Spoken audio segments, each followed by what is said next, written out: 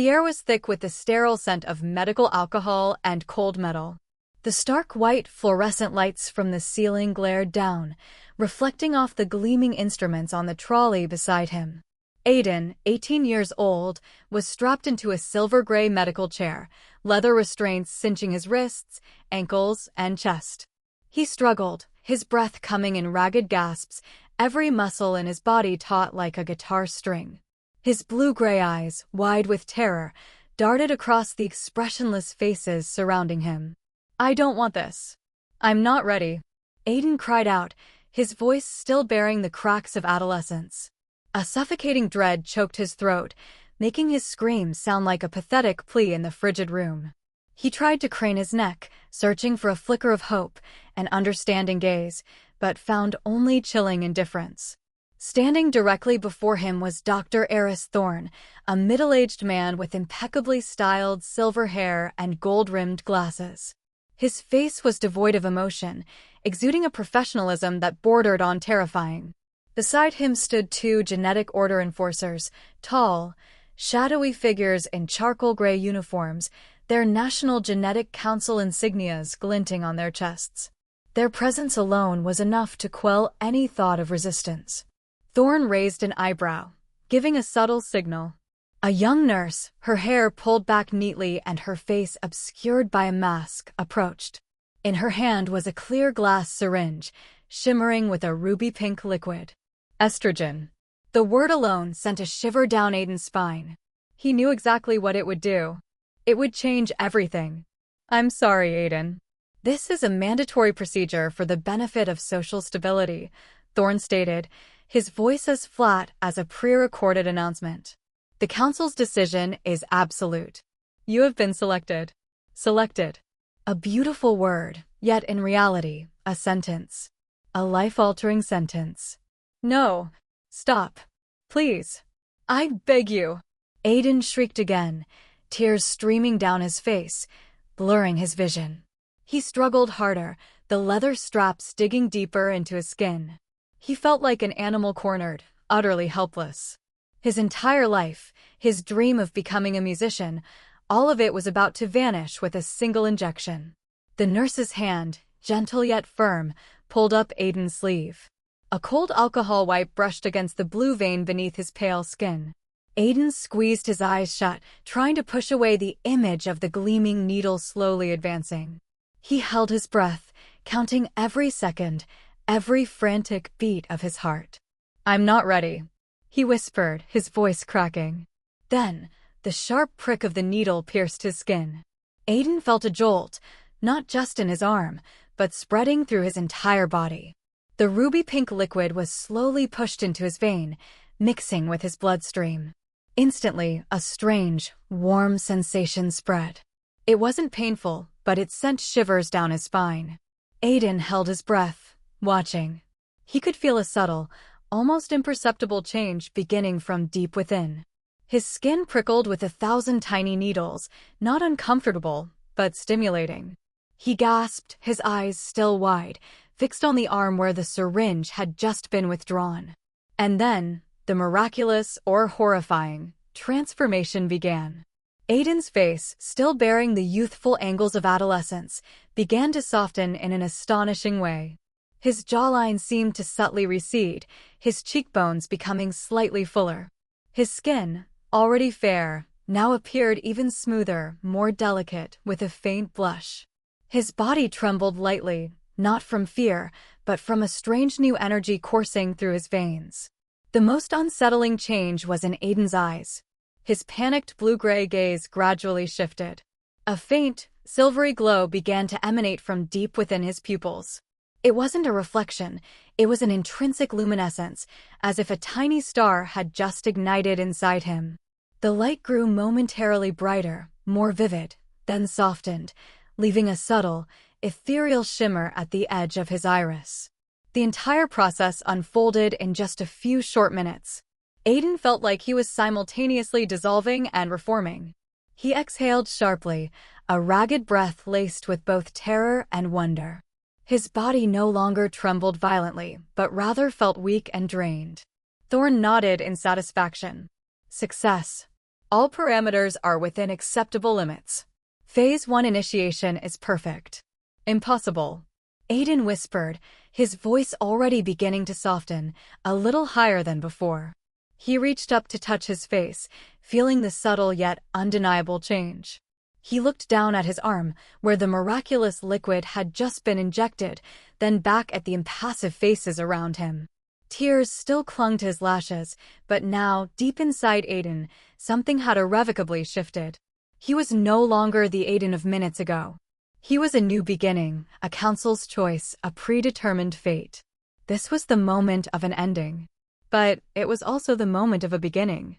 Aiden's forced transformation was not an anomaly, it was the cornerstone of the society he inhabited.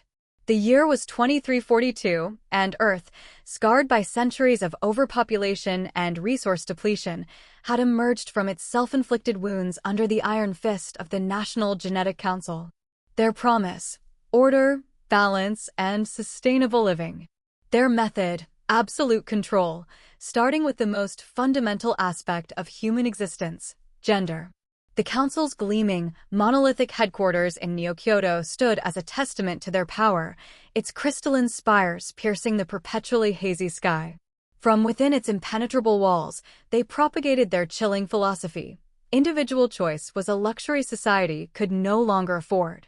Population balance and social stability, they declared, hinged on a meticulously managed gender ratio.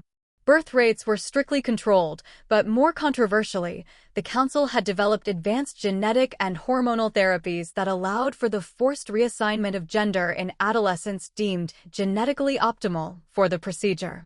Gender is a societal function, not a personal preference, was the Council's ubiquitous mantra, plastered on every public screen, broadcast into every home. They claimed their algorithms, fed by vast amounts of personal data collected through omnipresent surveillance, could predict future demographic imbalances and proactively correct them. It was a cold, logical, and utterly dehumanizing system. Citizens lived under a cloud of pervasive fear. Every public square, every residential corridor, every digital communication was monitored.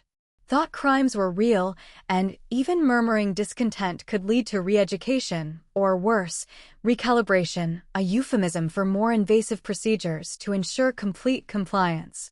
No one dared to resist openly. The consequences for one's family were too severe, often involving genetic resequencing for all immediate relatives, erasing their lineage in the most literal sense. Children grew up knowing that their biological sex at birth was merely a temporary assignment. The true selection would come in their late adolescence. They learned to suppress personal inclinations, to prepare themselves for whatever role the Council deemed necessary. Families held their breath as their children approached the age of mandate, secretly praying their names wouldn't appear on the dreaded selection notice. The Council's propaganda was relentless. Holographic projections in public spaces depicted smiling, recalibrated individuals thriving in their new genders, contributing harmoniously to society.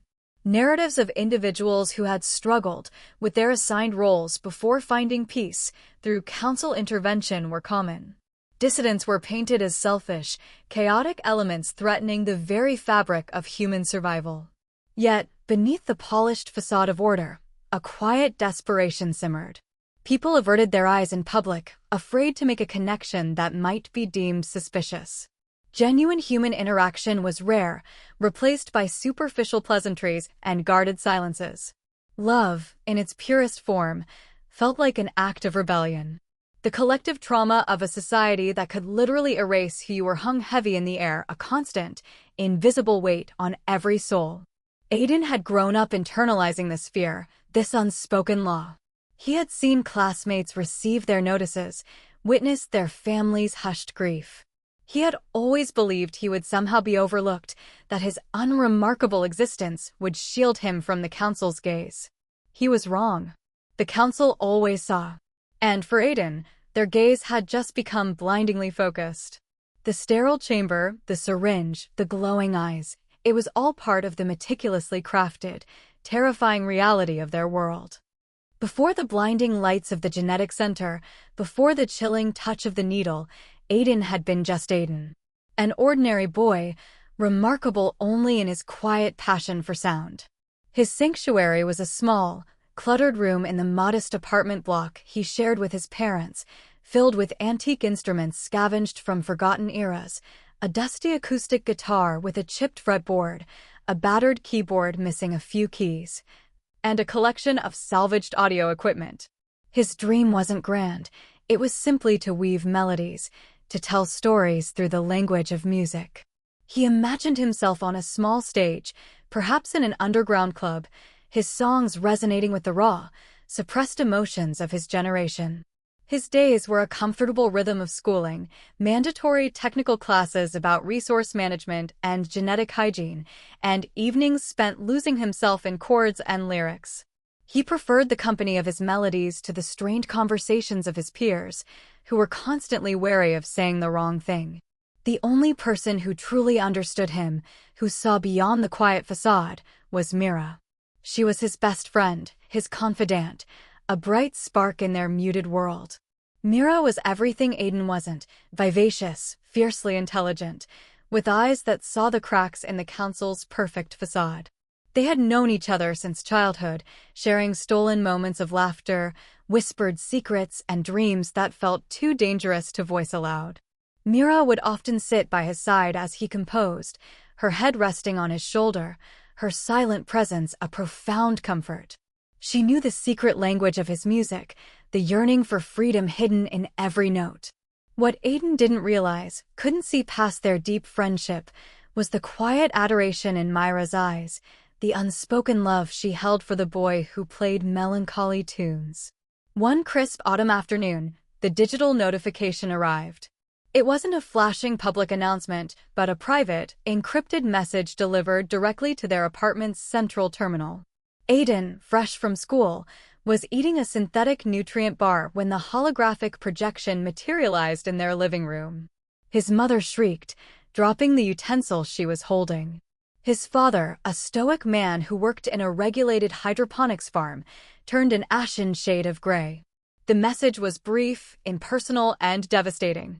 National Genetic Council, Selection Notice. Designated Individual, Aiden Vance. Mandate, Gender Reassignment Protocol, Female Designation. Report to National Genetic Center, 0700 hours, 14th cycle. Aiden felt the floor drop out from under him. The nutrient bar slipped from his numb fingers, clattering softly onto the polished floor. It couldn't be. He was just Aiden. An ordinary boy. Not a statistic, not a solution to a demographic imbalance. His parents rushed to him, but their embrace felt like a lament, not a comfort. His mother wept silently into his shoulder, her body trembling. His father simply held him, his gaze distant, filled with a familiar, terrifying resignation. The news spread like wildfire, even without direct communication. In their surveillance-laden society, everyone seemed to know. Friends who once shared discreet jokes with Aiden now avoided his gaze in the communal halls. Whispers followed him. The pity in their eyes was almost as painful as the fear. He became a ghost before his transformation even began, a living example of the council's unyielding power. Only Mira remained. She found him in his room, hunched over his guitar, not playing, just tracing the worn fretboard with a numb finger. Her eyes were red-rimmed, but her chin was set with a defiant resolve. "Aiden," she whispered, her voice thick with emotion. She sat beside him, taking his hand, her touch a lifeline. "We'll figure this out. We have to." He just shook his head, unable to speak, the words stuck in his throat, replaced by a hollow ache. "No," she insisted, squeezing his hand. "There has to be another way. You don't deserve this." But even as she spoke, the reality of their world pressed in. There was no other way. The council's decrees were inescapable. The selection notice wasn't a suggestion, it was an order. And Aiden, lost in the overwhelming tide of his predetermined fate, felt the walls closing in, tighter than any embrace. His dream of music, of a life authentically his own, felt like a distant echo, already fading into silence. The days following the selection notice were a blur of numb terror for Aiden. He moved through his apartment, Through the sparse public spaces, like a phantom, his mind a battlefield of conflicting emotions. The thought of becoming a girl, of having his body fundamentally altered, was a visceral horror. He had never once questioned his identity as a boy, never harbored any desire for change. This wasn't his choice, it was an imposition, a violation of his very being.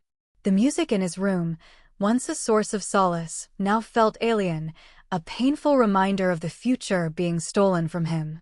"I can't," he'd whisper to himself in the dead of night, staring at his reflection, as if trying to memorize the face that would soon be erased. "I just can't." Mira, however, refused to let him surrender.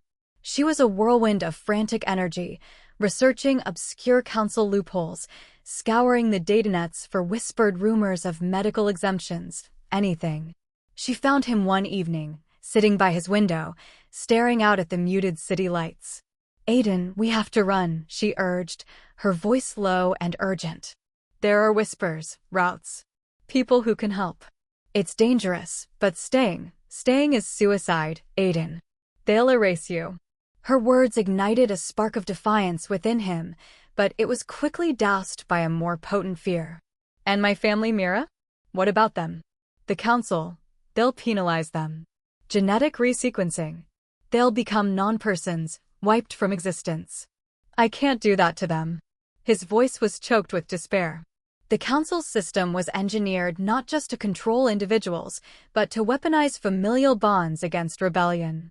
Myra's face fell, the fierce light in her eyes dimming. She knew the stakes.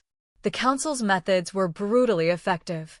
Their society, beneath its veneer of uniformity, was in fact deeply fractured. The forced gender reassignments had created a silent chasm between its citizens. On one side stood the obedient faction. These were the vast majority, outwardly compliant, internally terrified. They genuinely believed, or at least fiercely convinced themselves, that the council's methods were necessary for survival. Population balance above all, they would parrot, their eyes glazed over with a mixture of propaganda and self-preservation. Many held positions within the council's vast bureaucracy, benefiting from the system, and actively denounced any form of dissent as anarchy or genetic terrorism. They were the vigilant neighbors, the anonymous informants, the ones who would turn a blind eye to suffering if it meant their own security. For them, Aiden was simply a citizen fulfilling his duty. On the other side, lurking in the shadows of the datanets and the hushed corners of forgotten sectors, was the underground resistance. They were a disparate collection of disillusioned scientists, former council members with awakened consciences, and individuals who had witnessed the brutal hand of the council firsthand. They fought for what they called gender autonomy, the fundamental right to choose one's own gender identity or to remain as they were born. Their actions were subtle: encrypted messages, stolen data, safe houses for those on the run, and the quiet spreading of dissenting ideas. They were a flicker of hope, but their numbers were small, their operations perilous, and their visibility almost non-existent. Aiden found himself caught between these two worlds, both physically and emotionally. His heart screamed for freedom, for the right to remain himself, to defy the council's decree. Every fiber of his being recoiled from the approaching transformation. He felt a fierce, burning anger at the injustice, an anger he hadn't known he possessed. But the image of his parents, their faces etched with silent despair, was a constant, suffocating weight. Could he truly condemn them for his own freedom? Could he risk their very existence for a choice he might not even survive making? The burden of this decision, or rather, the lack of one, was almost unbearable. He was a prisoner not just of the council, but of his own loyalty and love. As the mandated date drew closer, Aiden's internal battle intensified. He looked at his hands, calloused from guitar strings, and wondered if they would still be his hands after the change. He looked at Mira, her face a mask of fierce devotion, and wondered if she would still see him after the change. The future stretched before him, a terrifying chasm, and he stood on its precipice, paralyzed by an impossible choice. The day of the procedure arrived with a cold, unforgiving dawn. Aiden was led back to the sterile chambers, the memory of his previous visit a chilling premonition. This time, there was no screaming, no desperate pleas. A profound numbness had settled over him, a self-preservation mechanism against the overwhelming despair. He felt detached, observing his own body as if it were an object about to undergo a scientific experiment, not the vessel of his very soul. The process was not a single, instantaneous event like the initial flash-forward. It was a regimen, a relentless assault on his biology. Daily hormone injections, precise genetic modifications delivered through advanced nanobots in his bloodstream, and targeted therapy sessions designed to reprogram his neurological responses. His body responded with terrifying efficiency. Within weeks, the subtle changes from the initial injection became dramatic. His musculature began to soften, his shoulders narrowing, his hips subtly widening. His voice, which had already shown signs of shifting, became distinctly higher, gaining a gentle lilt he didn't recognize. His skin grew incredibly smooth, almost translucent, and his features, once boyish, refined themselves into a delicate, almost ethereal beauty. The most striking change, however, remained his eyes. The silvery luminescence, initially a faint shimmer, intensified. It wasn't constant, but would subtly glow when he experienced strong emotions, fear, confusion, or a flicker of the deep-seated anger he tried to suppress. It made his gaze captivating, almost otherworldly, a stark contrast to the emotional turmoil raging behind them.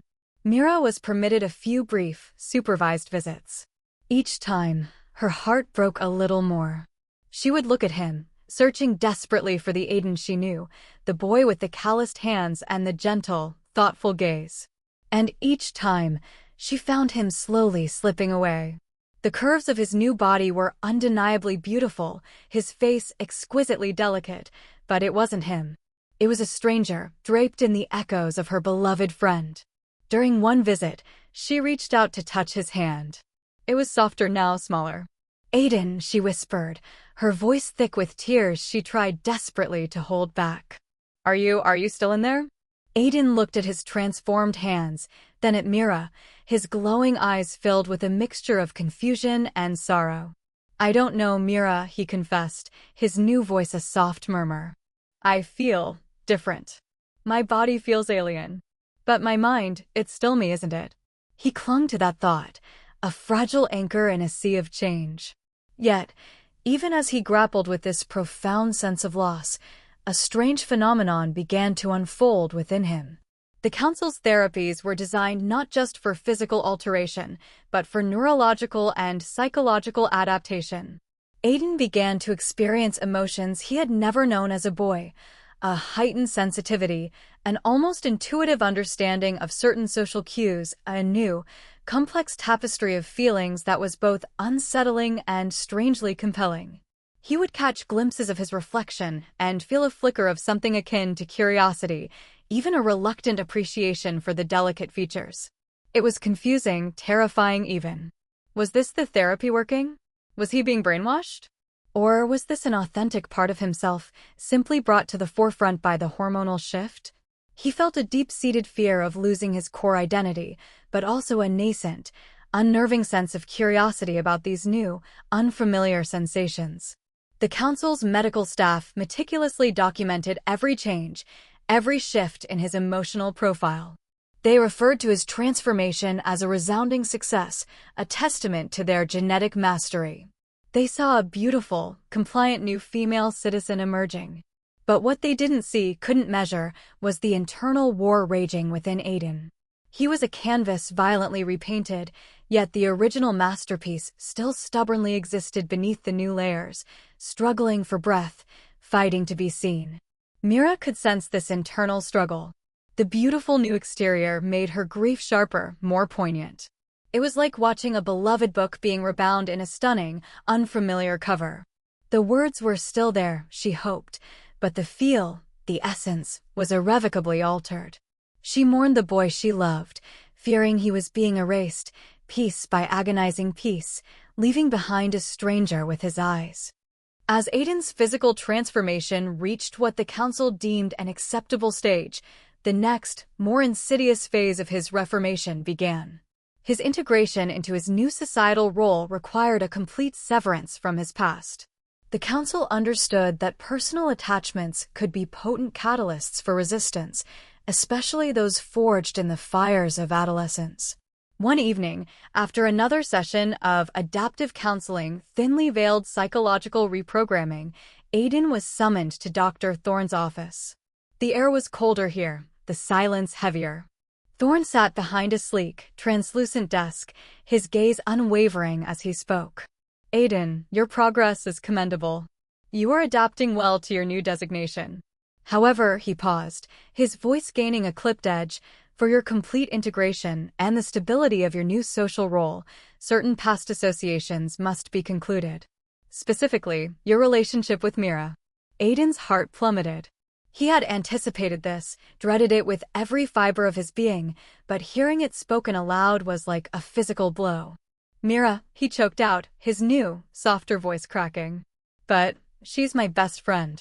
Precisely, Thorne replied, utterly devoid of sympathy. Such deeply ingrained connections from your previous designation are counterproductive.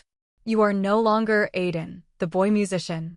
You are Subject 7 Gamma, female designation, an integral part of our balanced society. Your role demands new relationships, new affiliations. Your emotional ties to your past identity must be severed. For your own good. A wave of impotent fury washed over Aiden. You can't do this, he pleaded, the silvery glow in his eyes flickering intensely. You've taken everything else, don't take her. Thorne merely leaned back, a faint, almost imperceptible smirk touching his lips. The council has already done this, Aiden. You will say your goodbyes.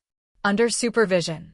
Then you will be transferred to a citizen reformation facility, where you will complete your integration among others of your new designation. The finality of his words was crushing. Aiden felt a cold dread settle deep in his bones. This was it. The last thread connecting him to his old self was about to be cut. The farewell was arranged in a sterile, monitored room, much like all the others he had grown to despise. 2V Bintrat 2 Gen stood by the door, their presence a constant reminder of the limited time and freedom. Mira entered, her face pale, her eyes wide and glistening. She had known this was coming too, but the reality was no less brutal.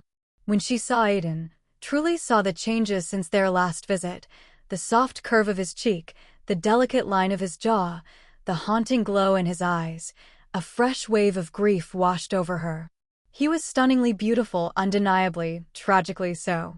Aiden, she whispered, her voice barely audible. He took a hesitant step towards her, his new body feeling awkward, unfamiliar. Mira.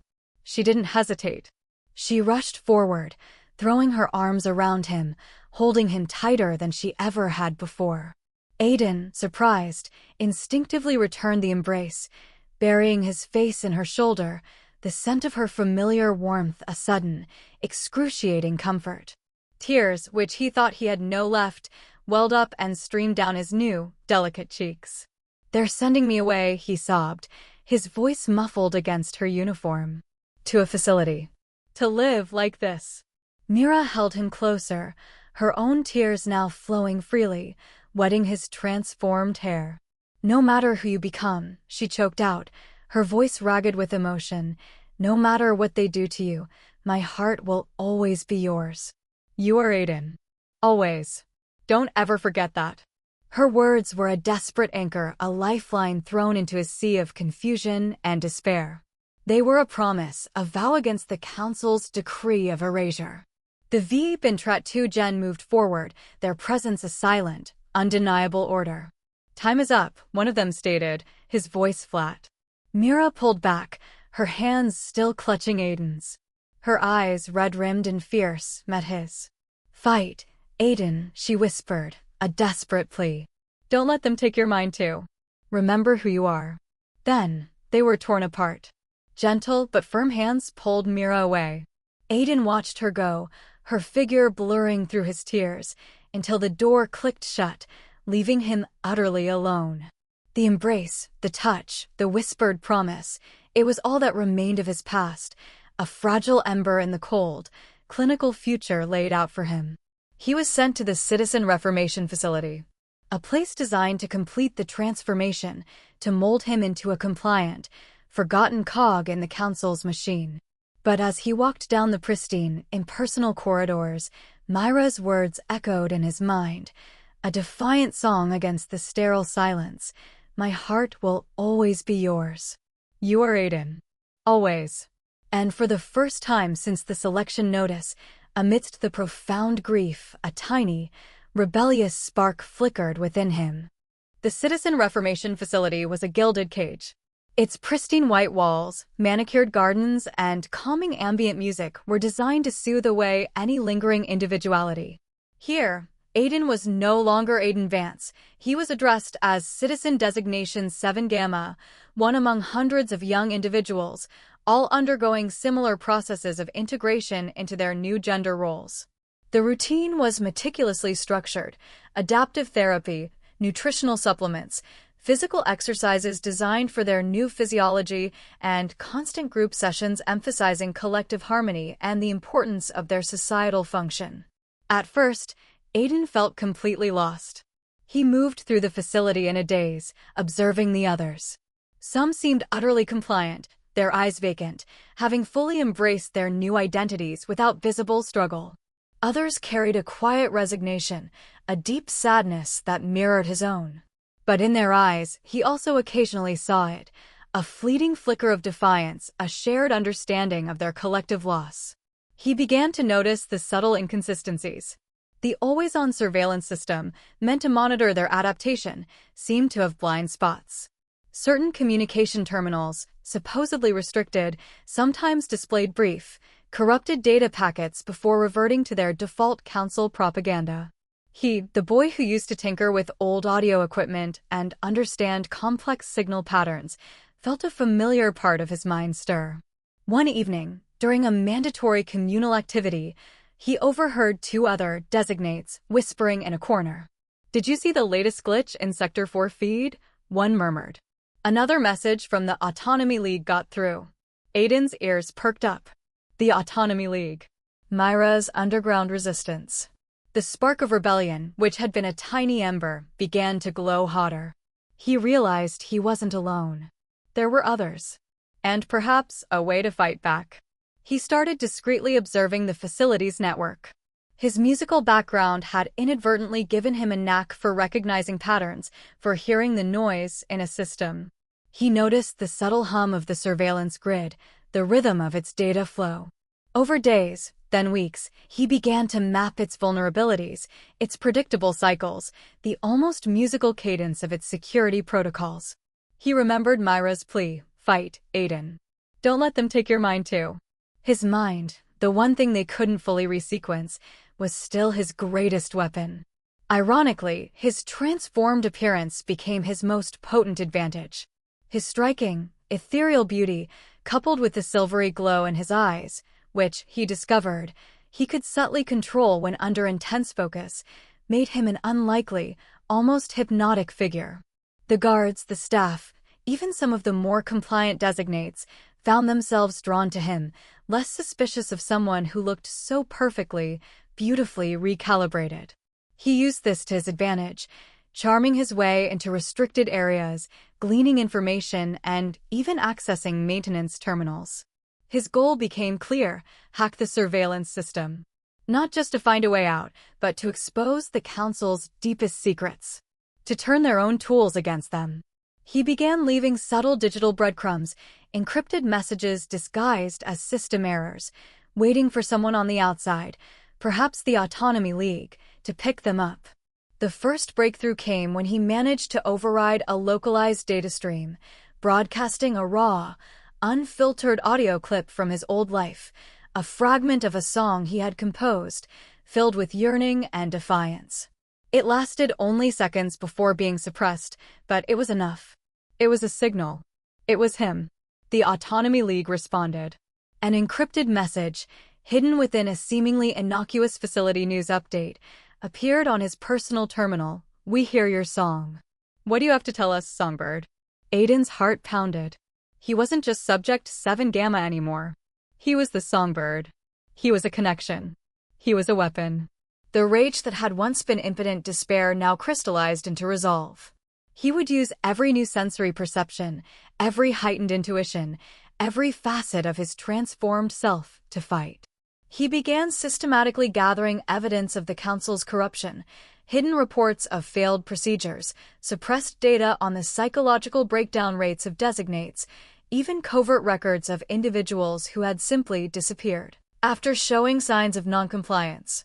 He found proof that the council's population balance algorithms were rigged, designed not for sustainability, but for maintaining an iron grip on power and preventing any demographic that might threaten their authority. His new beauty, once a symbol of his loss, became his shield and his symbol.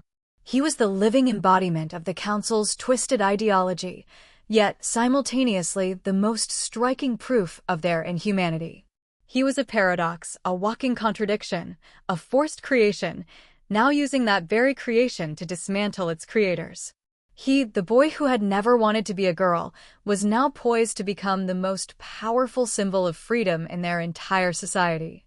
Aiden's carefully orchestrated leaks, disguised within the council's own data streams, had done their work. The Songbird's call had resonated far beyond the confines of the Reformation facility. The data he had smuggled out, raw footage of botched procedures, cold statistical evidence of suppressed dissent, and irrefutable proof of the council's rigged demographic algorithms, had been broadcast by the Autonomy League across the datanets, bypassing every firewall and propaganda filter. The effect was instantaneous and explosive. The facade of controlled order shattered.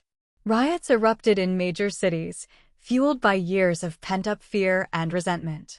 Citizens, emboldened by the evidence that their suffering was not isolated, but systematically orchestrated, finally rose up. The obedient faction splintered. Even some of their loyalists, confronted with undeniable truths, began to waver. Inside the Reformation facility, chaos reigned. The surveillance system, once a cage, was now Aiden's instrument. He hijacked its feeds, broadcasting real-time footage of the uprising in the outside world into every communal screen. Hope, a sensation long forgotten, surged through the designates. Then, the facility's security systems blinked, a brief, intentional blackout. When the lights flickered back on, a figure stood in the central hall. It was Mira, dressed in the dark, practical gear of the Resistance, her face grim but resolute. She had followed Aiden's digital breadcrumbs, leading a small, elite team of Autonomy League operatives directly to the facility. "Aiden," she called, her voice echoing through the chaos. Her eyes, filled with a desperate hope, found his among the crowd of startled designates. Aiden pushed through the throng, his heart leaping. Seeing her, truly seeing her, was like a jolt of pure life. Her presence anchored him, reminding him of who he was and who he was fighting for. They ran towards each other, embracing fiercely amidst the rising pandemonium. But the reunion was cut short. Council enforcers, alerted to the breach, swarmed the hall. Lasers crackled through the air. Myra's team engaged them in fierce combat, their training evident. Aiden, despite his altered physiology, found a surprising surge of agility.